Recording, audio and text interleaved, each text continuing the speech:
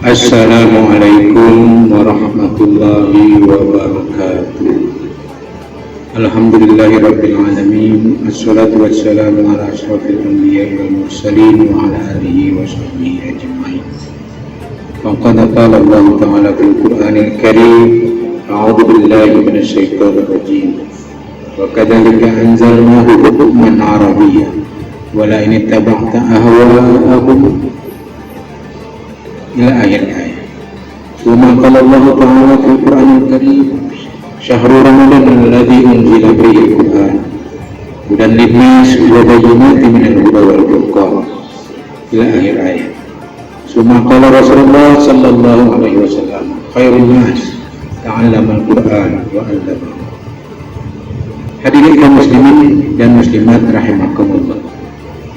Berbicara tentang Al-Quran sebagai petunjuk bagi mukmin, tentu tema yang sangat besar sekali.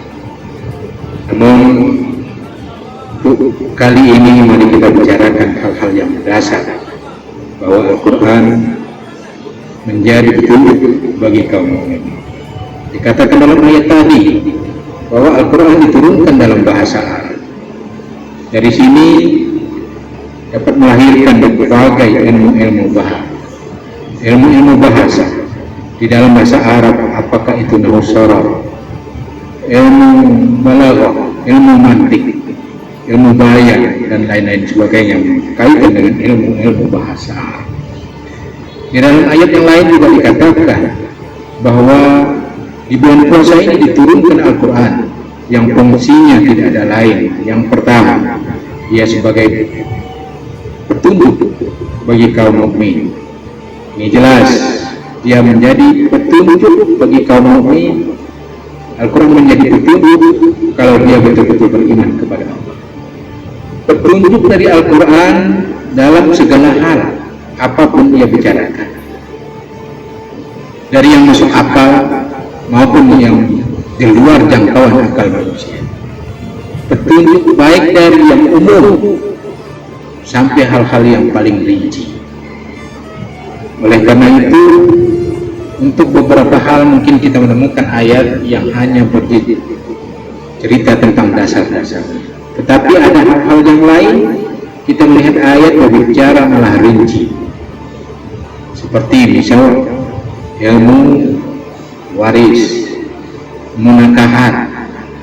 Al-Quran berbicara sangat rinci sekali. Kaum muslimin dan muslimat rahimakumullah, fungsi kedua menurut ayat tadi bagi mukmin sebagai petunjuk, ia adalah al-furqan, pemisah atau pembeda. Hadirin kaum muslimin dan muslimat, fungsi Al-Quran sebagai pemisah atau pembeda, ia dapat memisahkan antara yang hak, yang benar dan yang batil. Dia dapat memisahkan antara yang halal dan yang haram, yang boleh, yang tidak boleh. Dia dapat memisahkan antara siapa kawan dan siapa lawan. Dia dapat memisahkan orang beriman atau orang yang kufur. Di situ rinci Allah membicarakan apakah dia munafik, apakah dia fasik. Lalu Al-Quran juga berfungsi dia sebagai as-sifah, sebagai obat.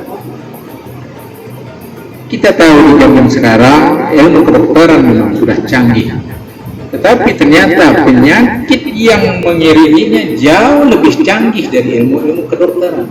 Sebagai salah satu contoh, banyak ditemukan penyakit-penyakit fisik tapi tidak bisa diterapi dengan dokter-dokter fisik, tapi harus dengan terapi kejiwaan.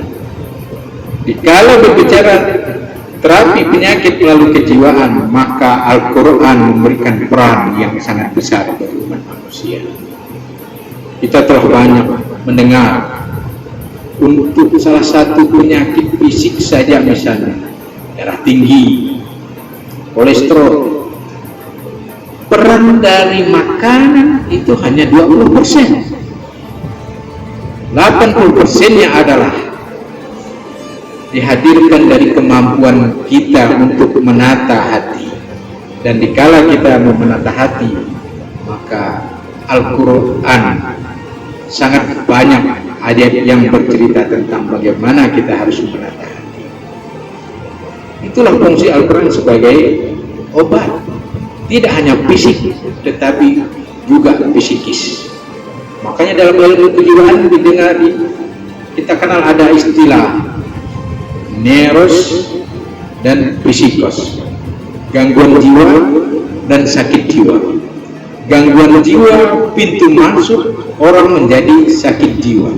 Artinya kalau orang yang hanya baru gangguan jiwa dibiarkan gangguan jiwanya yang berlarut-larut tanpa penyelesaian, maka dia akan bergeser, sedikit saja akan menjadi sakit jiwa. Dan itu Al-Quran memegang peran penting untuk mencari obat-obat yang psikis. Yang keempat, Al-Quran berfungsi sebagai petunjuk bagi mukmin adalah al-mau'izah hasanah. Al-Quran sebagai pemberi nasihat. Lihat dalam Al-Quran banyak sekali Al-Quran menasihatkan kita, mengajarkan kita bagaimana harus beriman, bertakwa, beramal soleh, berbuat baik, buat kebajikan, apakah itu untuk amal soleh secara individu ataupun kesolehan sebagai sosial. Banyak sekali ayat. Misalnya dikatakan dalam hadis, khairun nas anfa'ul linnas. Sebaik-baik manusia adalah manusia yang bermanfaat buat orang lain. Hadirin wal hadirat rahimakumullah. Mungkin masih seabrok ilmu yang harus disampaikan menyangkut tema Al-Quran bagi petunjuk kaum mukmin. Tetapi kali ini kami hanya berbicara kulit-kulitnya saja. Namun walaupun kulit, mudah-mudahan dapat memberikan manfaat buat kita semua. Akhirnya billahi taufiq wal hidayah. Wassalamualaikum warahmatullahi wabarakatuh.